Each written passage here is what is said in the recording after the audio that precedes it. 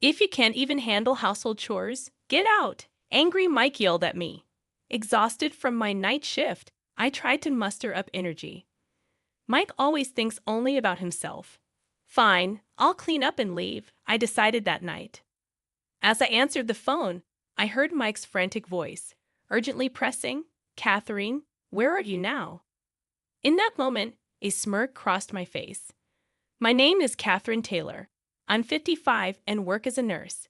My only family is my husband Mike, who works for a major beverage company, always finishing his work by 6:00 p.m. Mike despises inefficiency and values his personal time, not caring if others work overtime. I met Mike through mutual friends drawn to his kindness. Before we married, he was always considerate, walking on the side closest to traffic and offering help with shopping bags. I was truly grateful for his kindness. However, after our wedding, Mike's true colors emerged. He wouldn't lift a finger around the house, claiming household chores were solely my responsibility. His dominant attitude prevailed, with phrases like, "The household chores are your job, isn't it? Don't be lazy." Even with my demanding nursing job, Mike expected me to cover half the living expenses. I once confronted him, pleading for a bit of help around the house, but he just scoffed, dismissing my efforts. His words left me speechless. If Mike kicked me out, I wouldn't have a place to stay. My parents are gone, so there's no family home to return to. The hospital I work at doesn't provide housing, so I was afraid of ending up on the streets. In the area where I lived back then, affordable motels weren't really a thing. All I could say was, "I'm sorry." From then on, I did everything Mike said, and all the household chores became my responsibility. Now, after more than 20 years of marriage with Mike, a new problem has emerged, another financial issue. This month, the living expenses aren't in the account. I went pale as I checked the bank statement. Mike and I split the living expenses, contributing an equal amount to a joint account. From there, we pay for utilities, groceries, and the like. Mike used to take care of the mortgage entirely until recently, when he stopped contributing to the living expenses. One day, the property management company informed us that they couldn't process the rent payment. When I checked, Mike's half of the living expenses hadn't been deposited. Assuming he had just forgotten, I casually asked, "You haven't transferred this month's living expenses, have you?" He didn't seem concerned and replied, "Oh, I forgot. Can you cover for me just this time?" So, without suspicion, I transferred the missing amount from my savings. But when this kept happening, I grew suspicious, realizing something was off. It was also a big strain on my finances to keep covering for him. Finally, I decided to confront Mike. As he was watching TV, I said, "Mike, the living expenses haven't been transferred again this month." He looked back at me and casually replied, "Cover for me, will you? I'm watching a good part here. Don't interrupt." After a while, he laughed loudly at the TV. Reaching my breaking point, I shouted, "Enough is enough. We're talking about something important here. I can't keep covering the living expenses for you. Please just transfer the money." Suddenly, the once calm Mike burst out in anger, glaring at me fiercely. He said, "Don't you ever think about treating me with respect? All you talk about is money, and you've got to learn when to stop joking around." His face flushed with anger. I was taken aback by Mike's sudden outburst. After all, it was Mike who suggested splitting the living expenses in half. So, I retorted, "What do you mean by respect? You work for a major corporation. You probably earn more than me, right? What are you spending all your money on that you can't even cover living expenses?" I asked Mike. "I work part-time to limit the number of night shifts I have to do. Because of this, I work more day shifts than a full-time employee. Mike has a managerial position, so he should definitely be earning more than me. Yet, his inability to pay half the living expenses is suspicious. I wonder what he's spending his money on." I stared intently at Mike, and he lashed out in return. "It's my money. I can do whatever I want with it. Just shut up and do as you're told. I'm paying the mortgage on this house, remember? I'm in a bad mood. I'm going to head out. Make sure to contribute your share." With that parting shot, Mike stormed out. Given the situation, it seems unlikely that he will contribute to this month's living expenses. The uncertainty, with no end in sight, left me sighing. Ever since Mike hasn't been contributing to the living expenses, it's been over a year now. Maybe this marriage has run its course. I found myself whispering such thoughts more often. Mike and I have been together for over 20 years. There's affection between us, of course. But he doesn't help with housework, despite working at a big corporation and supposedly earning a good salary. He doesn't contribute a single dime to the household. It really makes me wonder what value he brings to this marriage. However, the house is in Mike's name, and he handles the mortgage payments. So, whenever things don't go his way, he'd threaten, "You want me to kick you out of this house? Is that what you want?" He probably knows that'll keep me in line. If it came to a divorce, it's a given that I'd be the one to leave. With no family to turn to, I'm at a loss for what to do. Then, one Sunday, I'm home. I just finished a rare night shift and had returned home. It was past 10 o'clock, and there was no sound coming from Mike's room. He must still be asleep because our lifestyles are so different. We sleep in separate rooms. I quietly entered my room not to wake Mike. An hour into my sleep, I was jolted awake by a loud banging on my door. "Hey, Catherine, you're back, aren't you?" "Open up." Mike kept banging on the door. Rubbing my sleepy eyes, I'd opened the door and asked, "What's wrong?" Mike glared at me and with a condescending tone snapped, "Must be nice sleeping in all morning, huh? Get up and make my breakfast? That's your job, isn't it?" Stung by Mike's rudeness, I shot back, "I just got back from a night shift, and I've only slept for an hour. As for breakfast, I made something last night and put it in the freezer. Can't you just microwave it yourself?" My head was pounding from lack of sleep. Whenever I have a night shift, I always prepare and freeze Mike's meals in advance. In the past, I've asked Mike a few times just to reheat his food. I was about to ask him again today, but Mike was different this day. "You always try to skip out on housework, adjust to my waking hours, and have a hot meal ready right away. House chores are your job, aren't they? Besides, this place is a mess. Get up and at least clean up." Mike raised his voice and yelled at me. Normally, I'd apologize right away, but that day, I had a terrible headache and was exhausted, so I inadvertently let my true feelings slip out. "I'm exhausted too, so let me rest a bit. It's just reheating food. Even you can do that, Mike, can't you?" Mike looked down on me with a huff and laughed. "You think you can talk to me like that? I'll kick you out." Mike sneered. He probably expected me to obediently do as he said, but I wasn't going to let it slide. Firmly, I replied, "Be my guest." Seeing that I wouldn't listen, Mike's face quickly turned beet red. "If you can't even handle household chores, get out. I don't need a wife who can't cook or clean properly," he shouted at me. Fueled by his anger, I mustered the strength from my exhausted post-night shift body. Mike always thinks only of himself. Maybe I should just leave such a husband. "Fine, I'll pack and leave," I declared to Mike. "You don't have the guts to leave this house. I'm going out. I won't be back for a while. So you better reflect and clean up," Mike commanded.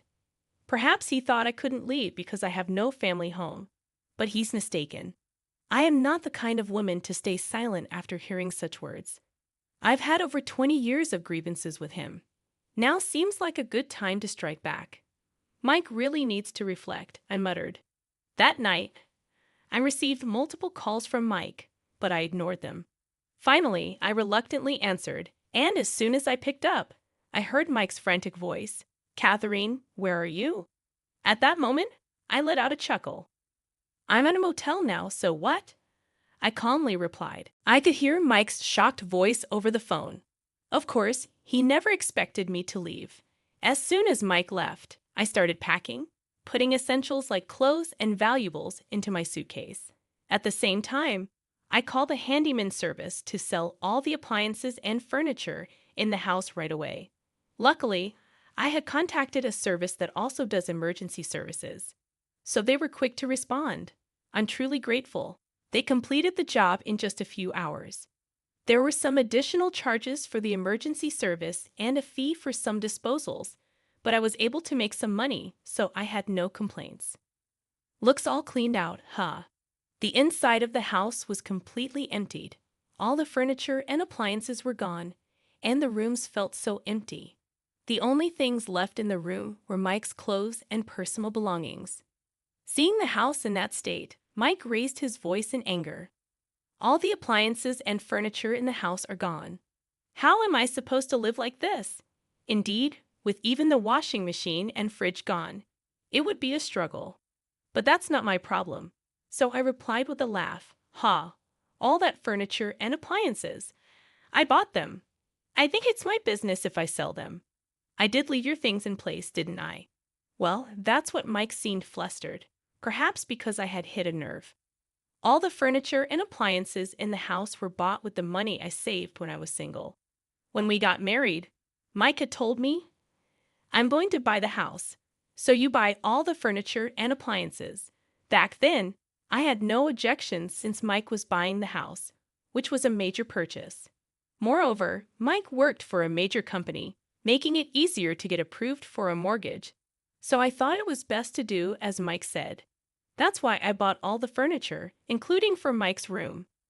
Given this background, the furniture and appliances were originally mine. There's no problem in disposing of them. When I explained calmly, Mike shouted, "Thinking pretty highly of yourself, huh? This running away from home act is only for now. If you don't apologize right now, it's divorce. Buy new furniture and appliances immediately. If you come back and apologize sincerely, maybe I'll let you back in the house." Mike smirked in a triumphant manner, but I wasn't fazed at all. "Fine by me. If you want a divorce, in fact, I think you'd be the one in trouble if we divorced. You're in debt, aren't you?" I coolly exposed Mike's secret. "How did you know that?" Mike was clearly shaken. "I happened to find a bunch of overdue notices when I was cleaning up your room today," I calmly conveyed. Both the handyman and I were shocked when we found numerous overdue notices under Mike's bed. When we hesitantly opened one of the envelopes, it revealed a debt of several tens of thousands of dollars. Furthermore, it seemed he borrowed from multiple lenders, with the interest amounting to a significant sum. The reason for the debt was probably stock trading. I say this because we found documents from a brokerage firm along with the notices. He must have made significant losses in stock trading. Upon hearing this, Mike confessed, looking defeated. "At first, everything was going well, but then I took a huge loss, and no matter how hard I tried to recover, things just didn't work out." Mike's voice grew softer and softer. I heaved a deep sigh. The reason he had been defaulting on our living expenses recently was probably to repay this debt. The interest alone is astronomical, and it must consume his monthly salary. "I don't care anymore since we're going to divorce anyway," I muttered under my breath. Then Mike quickly retorted, "Are you saying you're okay with divorcing me?" "Sure, I have debts, but I can handle that with my retirement money. I've worked for decades and will have a hefty pension. Plus, I'm an elite executive at a major corporation. You won't find a husband with such good credentials ever again." Mike has always taken pride in working for a big corporation. That's why he always acts so smug. I can't believe he's still boasting like this. I asked Mike while trying to hide my disbelief. "You're only going to have that big corporate title for a little while longer, right? You're retiring in a few months. Once you lose that title, what value will you have?" "What did you say?" Mike responded angrily. I boldly told him the truth. "You don't help with house chores, don't contribute to the household expenses, and now there's debt. Your value isn't zero. It's negative. You're not a catch. You're a liability." As I made my stance clear, Mike fired back, "Don't mess with me. The company has a rehiring program, and I'm an elite. I'm still valuable to the company. Just mentioning where I work makes me popular with the ladies.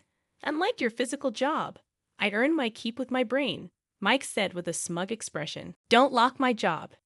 Nursing is a noble profession, always being there for the patients. I won't be looked down upon by you. And isn't the rehiring program going to be tough for you? Especially if you can't even keep up mentally," I stated calmly. "What do you mean?" Mike's voice trembled slightly. He You always leave work on time, right, despite others working overtime. I doubt a company would want such an uncooperative person. And from what I've heard, with the rehiring program, the pay often drops significantly. How are you going to pay off the debt? Upon hearing my words, Mike looked devastated. Seems like Mike didn't do his homework on the rehiring program. I saw some documents about it in our room. And with Mike's current conditions, it's going to be tough, especially regarding the pay. I was surprised Mike hadn't looked into it and was aghast at his naivety. What will happen to me if the rehiring program doesn't work out? I'll lose my title as an elite at a major corporation. Mike's confident tone was gone, replaced by a weak and desperate voice. That's not my problem. And by the way, I've been working part-time, but from next month, I'll be working full-time. I don't need to look after you anymore. The retirement age at my hospital is 70, so I've got a long time to work. I distanced myself. Mike's voice grew desperate. You got a full-time position, so you'll be earning more than before. Mike asked with hope in his voice. Well, yes, I'll be earning more. Plus, I'll get bonuses. As I answered, Mike desperately said, I'm sorry for everything. Let's start over with just my resources. I can't pay off the debt. It's too late to find another job elsewhere at my age. Please help me. Mike's sudden shift in attitude took me aback. I'm not going back to you. It seems you're just clinging to me for your own benefit. I rejected Mike. Don't say that. We've been together for over 20 years. I need you, Catherine. If things continue like this, I'm going to be in big trouble.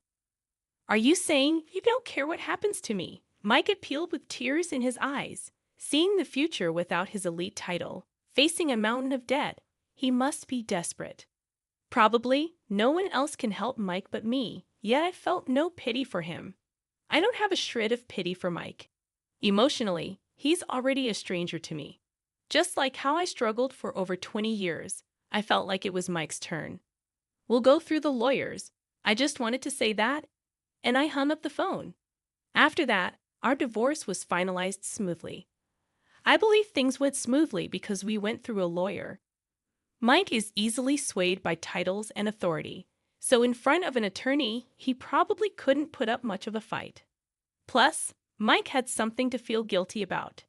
In fact, I later learned through the attorney that Mike's actual debt wasn't just a few thousand beyond the collection notices I saw. He seemed to have several other debts. According to the lawyer, Mike is going through bankruptcy proceedings. It seems he's reached a point where he can't repay. Soon after his company found out, and Mike got the boot, Mike had been defaulting on his loan repayments. Of course, he hadn't been paying his mortgage either. It seems he had been using all of his salary on gambling instead of repaying his debt, so he hadn't even been paying the interest.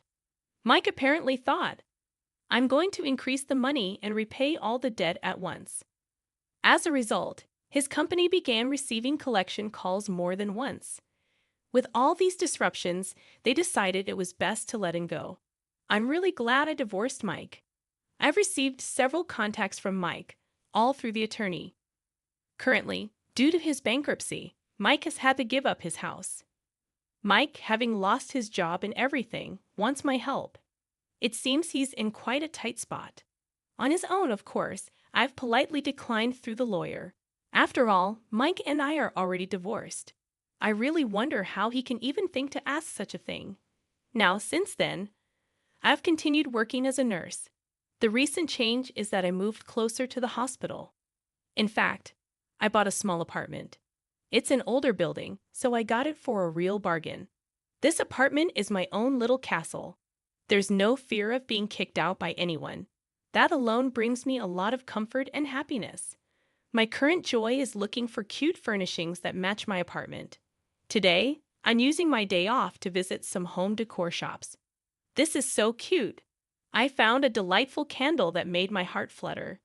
There might be more challenges in the future, but I have a place to come home to. To protect that place, I'll keep working hard every day. That's what keeps me going.